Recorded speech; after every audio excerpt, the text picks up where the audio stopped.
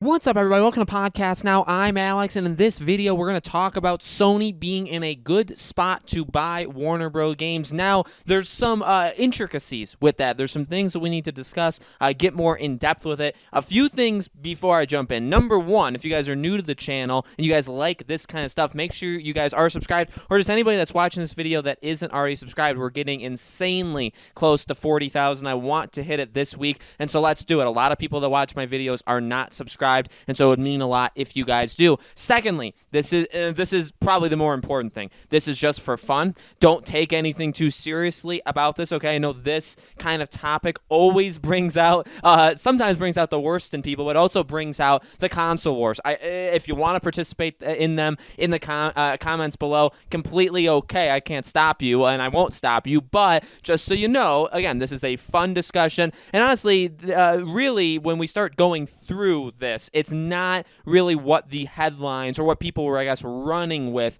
the headlines. So firstly, this is Michael Pachter, who, if you remember him, he actually, he's actually had like a video series before. He was really, really big, I would say like 5 to 7 years ago. I actually would watch all of his stuff. He would sit up in like his office and he would answer questions about the industry, but more about finances, more about like the economics and things like that, okay? He's more into that stuff, and he's very, very good. Him and Jeff Keighley had talked a lot way back then, and so this is a guy that I do respect. He doesn't know everything, okay? He's not like formally, I don't know if you need to be inducted into like a gaming like an insider like clan, but again, let's go through what he says.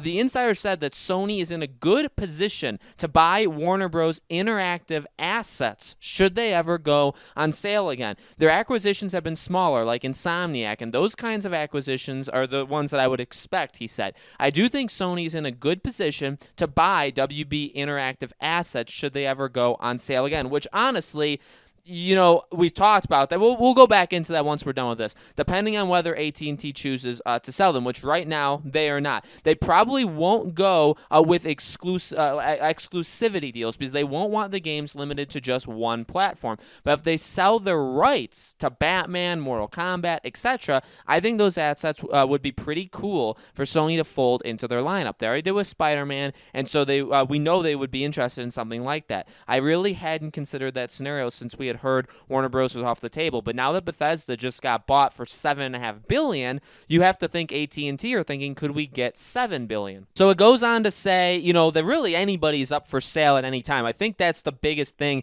that the Bethesda sale. Now again, I've seen even videos on YouTube saying like why this shouldn't have been a surprise. There were a lot of people in the industry saying like Bethesda really wasn't in the greatest spot. They were about to enter really a fork in the road of, do we continue down this path and we have to change and evolve, and that would be very, very expensive. That would be something that we, was going to take a lot of money, or do we just do something, and by doing something, sell, you know what I mean? So that was a talk that was going on behind the scene, from what I've seen, went out behind the scenes with Bethesda that led to it. So it wasn't the biggest surprise in the world, but yet again, look, we don't know a lot about what's going on really behind the scene. Like I said, anybody could be for sale. Like Michael Pachter said, anybody could be for sale. There could be talks with hundreds of companies at any given time. We just do not know. He goes on to say, Sony, would they be able to afford something like that? It would be very, very, it would cost a lot of money. They do have the money. We talked about this in the, what studio, remember I had the video, which did very well, and I think people were generally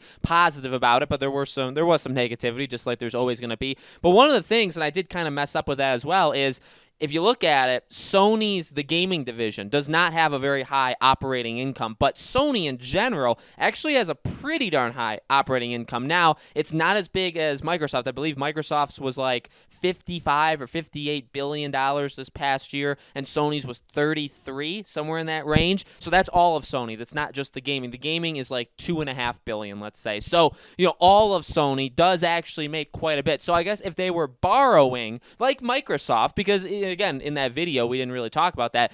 There's no way that the Microsoft gaming division had all of that money available to just throw out all at one time. I feel like they probably had, and that also, and I've seen people say it doesn't count loans, it doesn't count like liquidating assets, it doesn't count any other means. It's literally just cash on hand. It's how much money they have just stored up that they can use whenever they want. There's actually other ways of getting money for both of these companies, by the way, that they could get even more. But for Microsoft, you gotta think that they don't have $7.5 billion just ready to go to do something like this. Maybe they do, but that's probably very close to all of their money. So for Sony, say they buy, Warner Bros. $7 billion.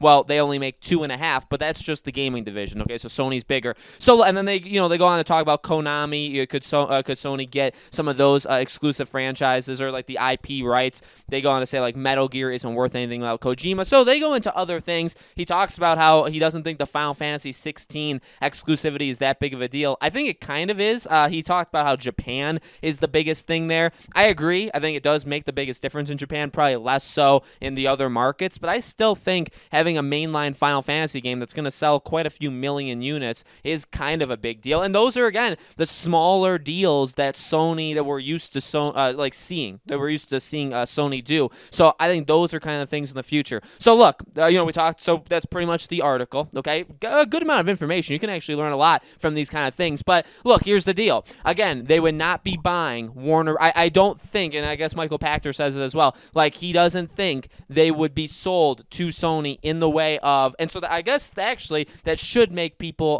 pretty darn happy or relieved maybe, although the second part isn't necessarily so relieving, in that if they were to buy them, they wouldn't want all of their games just on one platform, which, well, firstly, if Microsoft were to buy them, you'd have to assume it's the same exact thing. Secondly, if Warner Bros. Games is like that, you would have to assume that Bethesda is like that as well, where it's like, well, we don't want to just put our games on one system. Now, I get it. PC's also involved. I know people have said that. My opinion on exclusivity still stands. It's still console exclusive. So that's not all the worst. But then, like Michael Pachter says, maybe they could sell their individual IP rights, which we've heard before. If Warner Bros. Wouldn't, remember, we heard that when there was the rumors of EA, all of these different, Activision, Take-Two, Microsoft, when there was those rumors, the thing was, well, they could sell them where it could just, completely go over, or they could retain technically the rights and you can license them out. Basically, you do what Sony's doing with some of their stuff, where,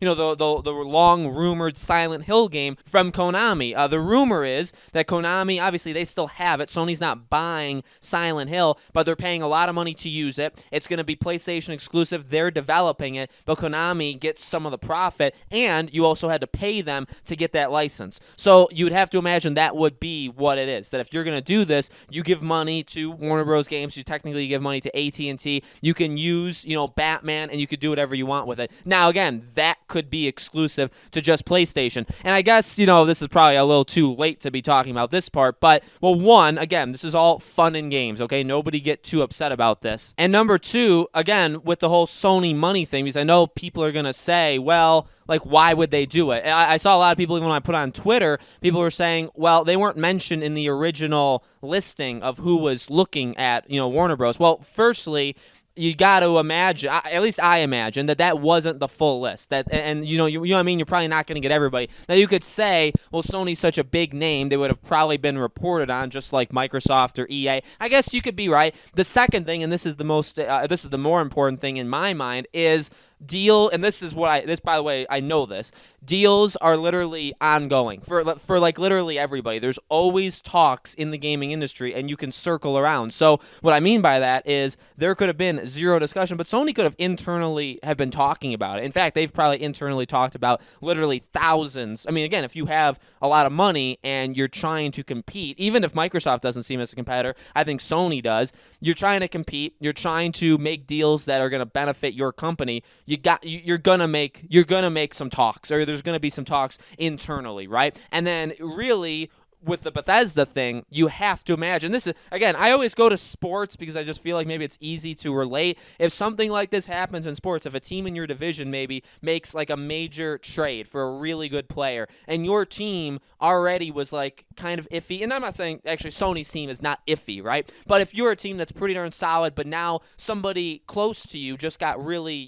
got better, and you were always thinking like, well, maybe we could trade for this guy, we could trade for that guy, but now we're definitely going to give it some looks because we have to kind of elevate our game. That's what and because, by the way, that's sports, but really in a way that's business in general, right? Sony sees Microsoft getting better. Even again, who cares if it's only going to be on Microsoft or Xbox, if it's going to be on all of them? They took Bethesda off the board, and that's something that 1,000% will have ramifications in the gaming industry. There's just no way it doesn't. And Sony's one of the companies that it does affect, where they say, okay, well, again, maybe the games still come to PlayStation, but we can't do Deathloop deals anymore. We can't do Ghostwire Tokyo deals anymore. We need, we've always considered Warner Bros. Or we've considered buying, again, name a company, Konami. And I'm just, by the way, again, I'm just throwing Square Enix, right? Those fun examples I was giving. We've always considered, like we've thought maybe it's something we could do, but probably not. Well, maybe now we really have to look into it. So that's kind of the point I'm making. Just because they weren't in the initial talks for Warner Bros. Does not mean they're completely out, right? Does not mean that they can't jump in and say, hey, these guys were offering 4.5. We can do 5. You know what I mean? And I'm not saying any of that's true, but I mean that's an easy way to get yourself into the discussions. Just jump in and you kind of one up everybody. So it's an interesting talk. My point is, or my stance is still the same. If Sony were to buy Warner Bros., it's the same thing I would say with Microsoft. It's a fantastic deal for whichever company does it. I think it helps their brand, their fans, their products, all that stuff. At the same time, it's not good for the game. I will still stand on that. It's not good for the gaming industry. I said that for Microsoft. I've said that for Sony in the past, and I gotta stick with. I gotta be consistent with you guys, right? So that's, and again, because I know people are gonna say like you're a PlayStation guy, so of course you would like it. I mean, I have PlayStation, so I would play it, but I'm gonna get Xbox for the Xbox exclusive. So again, none of that really matters to me. It's just people kind of take that and run with it, and they shouldn't. But fun discussion overall. Definitely broke the internet. That my tweet actually did pretty darn good on that. So guys, let me know in the comments below. What do you think? Do you think Sony could do it? Do you think they would just buy individual properties? Do you think Warner Bros. Would even put themselves back up for sale? Let me know. As always, like I've said, make sure you guys are subscribed to this channel. Hit the bell icon so you guys know when all these videos go up, and follow me on Twitter if you guys have not yet already. Podcast Now 15 is the Twitter handle. Thank you guys so much for watching, and I'll see you all on the next video.